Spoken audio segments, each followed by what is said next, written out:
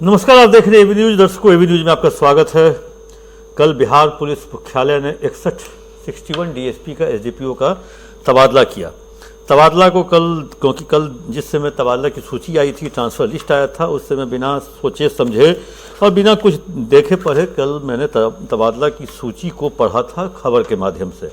आज मैंने बहुत गहन अध्ययन किया जो आखिर इस तबादला की सूची में क्या खास है, जो डीजी रैंक के 2 पदाधिकारी ने मिलकर इसे घंटों मशक्क़त के बाद बनाया, गुप्त रूप से बैठक करके।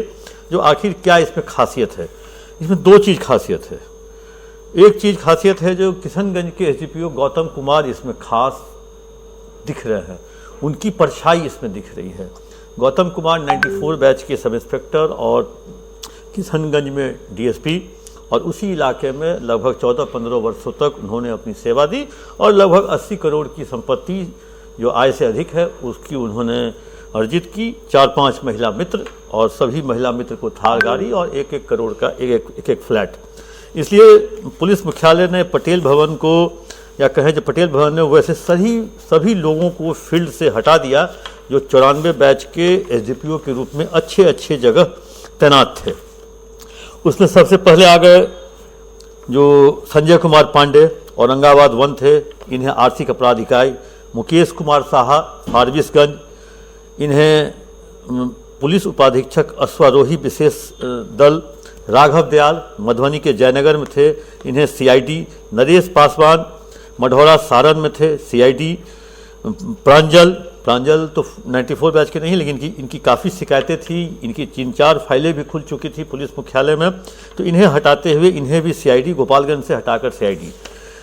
सबसे इम्पोर्टेंट है, आखिर आज इसको देखने के बाद लगा जो नवरात्रा आदमी क्यों करता है। नवरात्रा में शक्ति होती है, माँ दुर्गा में शक्ति होती है, और जिसका नाम ही दुर्गा शक्ति है उसको आपने मोतिहारी से हटाया शिकायत मिलने पर। फिर डीजीपी के गृह जिला वैशाली के डीजीपी के गृह अनुमंडल महुआ में पोस्टिंग होती है, वहाँ भी शिकायतें मिलती है। उसके बाद वहाँ से हटा के स्पेशल ब्रांच लाया जाता है, और फिर दुर्गा शक्ति की पोस्टिंग बेगूसराय में कर दी जाती है। आखिर किस तरह की शक्ति है ये लोग जानने को उत्सुक होंगे। ये बिहार पुलिस के सभी एसडीपीओ, डीआईजी, एसपी सभी ये जानने को उत्सुक है जो आखिर इस दुर्गा में किस तरह की शक्ति है जो इतने लोगों के इतने जगहों से हटने के बाद फिर इनकी पोस्टिंग बेगूसराय में 2 में कहीं की जाती है।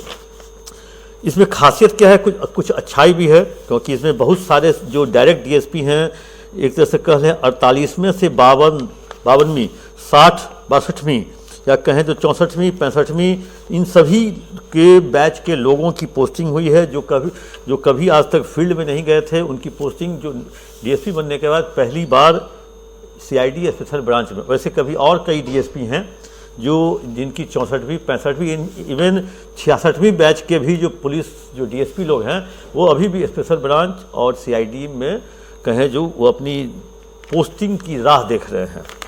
सबसे इम्पोर्टेंट पोस्टिंग आपको कह लीजिए जो सरकार ने सोचे समझे के तहत एसटीएफ के सुमित कुमार आर्या, जो एसटीएफ में सुमित कुमार आर्या हैं, उन्हें एसटीएफ से निकालकर सोनपुर भेजा गया है।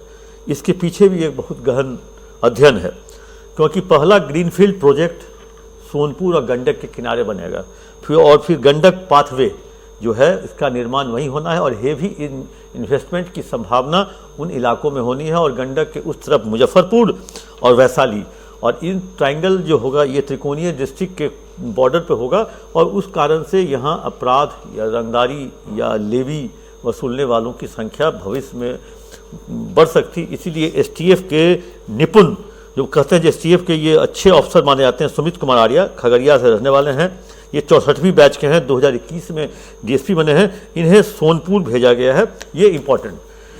अब आते हैं कल के वीसी। कल एक वीसी भी हुई, डीजी ने वीसी भी किया।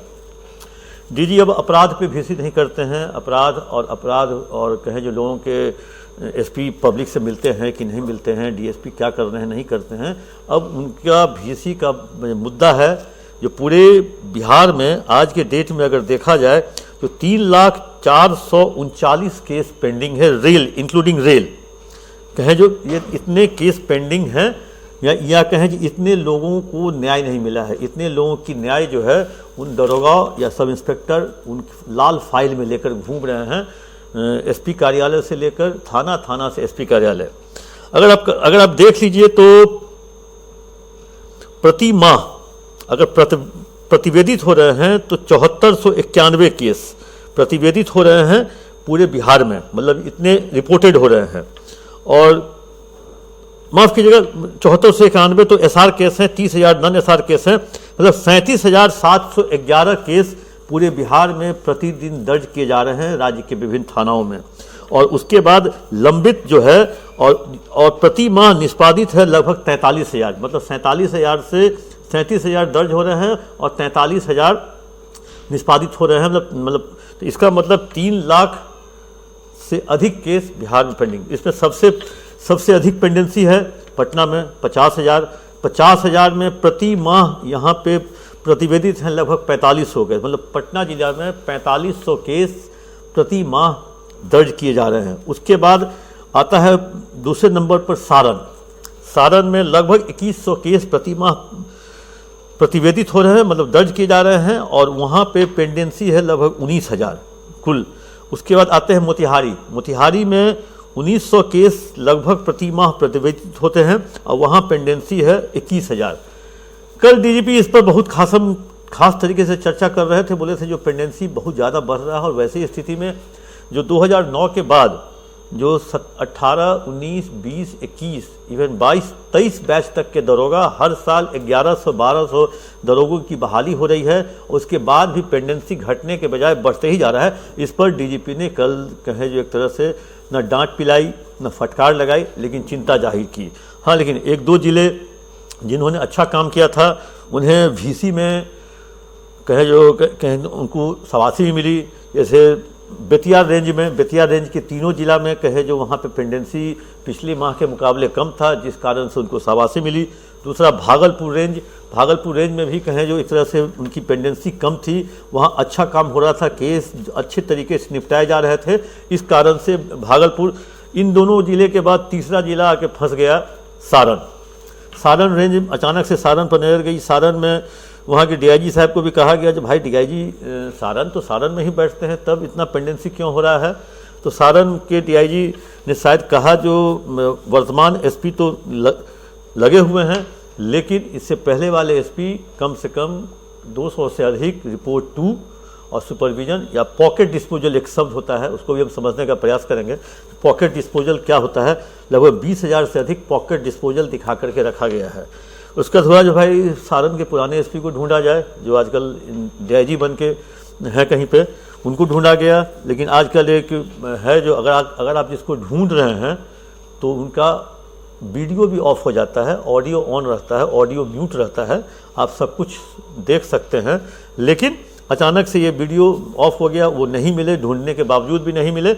उसके बाद हो गया, फिर आगे बढ़ा गया। यही स्थिति है अभी बिहार पुलिस की सबसे बड़ी समस्या, केस जो लंबित है, लंबित केस को निपटाने की, क्योंकि उसमें त्वरित कार्य, अगर वो लंबित केस की डायरी अगर समय पर मिल जाएगी कोर्ट में, तो वो जो वादी है, पीड़ित है, वो फिर आगे उस केस में न्याय के लिए कहें जो गुहार लगाएगा, न्यायालय के चक्कर लगाएगा। लेकिन अभी तो वो थाने के चक्कर लगा रहा है, रोज़ केस डायरी लिखवाने के लिए, थाना से कोर्ट भेजवाने के लिए वो थाने के चक्कर लगा रहा है। लेकिन ये किसी एक एसपी या किसी एक डीआईजी के कंधे पर इतना बड़ा बोझ ये पूरा नहीं हो सकता। इसके लिए हर इंस्पेक्टर को, सर्किल इंस्पेक्टर को, एसडीपीओ को यहाँ पर लगना पड़ेगा। हम ज़्यादा का तो नहीं, लेकिन हम पटना जिले के क्राइम मीटिंग के दिन या उसके एक दिन पहले की कहानी हम जरूर जानते हैं। जो हर एसडीपीओ अपने रीडर के साथ ऑनलाइन रहता है टेलीफोन पे और पूछता है, एक ही चीज़ पूछता है, हम नहीं समझ पाते हैं क्या वो एसडीपीओ पूछते हैं ये कितना कटा, उधर से आता है 55 कटा, अरे कम से कम 60 कर दो, कहीं पे 60-65 करता है तो 70 कर दो। मतलब हर लोगों को लगता है जो उनके जो एसडीपीओ क्षेत्र में जो केस जो कटा, मतलब उतना वो निष्पादित हुआ, वो केस पेंडेंसी कम हुआ। लेकिन इसके बावजूद भी पटना जिला, क्योंकि पटना में प्रति माह केस लगभग 4500 दर्ज भी हो रहा है, जिसमें 760 लगभग होता है आपको एसआर और 3691 वैसे 2016 के बाद ये पेंडेंसी ज़्यादा बढ़ी है। जब शराबबंदी वाला केस जब से स्टार्ट हुआ तो शराबबंदी के केस में बेतहाशा वृद्धि हुई और उस बेतहाशा वृद्धि के कारण ये पेंडेंसी यहाँ तक पहुँच गया। और अगर उस केस को शराबबंदी, क्योंकि शराब से जुड़े मामले ज़्यादा थाने में आने लगे, तो उसके बाद पेंडेंसी एक एक दरोगा के पास, अगर आप जान लीजिए, अगर उसके पास 50 केस है अगर, तो जिसमें से 30 केस शराब से जुड़े हुए मामले होंगे। क्योंकि हेनियस क्राइम या सीरियस क्राइम तो बिहार में इन दोनों पिछले 1-1.5 साल से आपने देखा होगा, चाहे वो बैंक डकैती हो, रॉबरी हो, NH पर लूट हो, ज्वेलरी शॉप में लूट हो, किडनैपिंग हो। हाँ, मर्डर को आप नहीं रोक सकते। मर्डर कहीं किसी की हत्या की जा सकती है। आपकी दुश्मनी अगर पर्सनली किसी से है तो हर किसी को बॉडीगार्ड, सुरक्षा गार्ड, पुलिस उपलब्ध नहीं करा सकती। इसीलिए मर्डर को, हाँ, अगर प्रोफेशनल मर्डर अगर हो रहा है, कॉन्ट्रैक्ट किलिंग हो रही है, वो क्राइम है। इसके बावजूद भी इतने सारे केस पेंडेंसी या कहें पेंडिंग होने के बावजूद भी बिहार पुलिस के आला कमान बहुत टेंशन में थे, चिंतित भी कल बहुत उन्होंने समय भी लगाया। बहुत लंबी मैराथन चली। आप जान सकते हैं जो 40 पुलिस डिस्ट्रिक्ट है और 4 रेल पटना, जमालपुर, मुजफ्फरपुर और कटिहार, मतलब 44 जगहों का उन्होंने एक तरह से पूरे वेरिफिकेशन किया और उसके कहे उनको दिखाया और कहा जो जहां पर पेंडेंसी ज़्यादा है उसे इमीडिएट कम करने का दिशा निर्देश दिया। दर्शकों, अगली खबर के साथ मिलेंगे और तब तक के लिए दीजिए इजाज़त। आप अपना कमेंट बॉक्स में जाकर जरूर दें।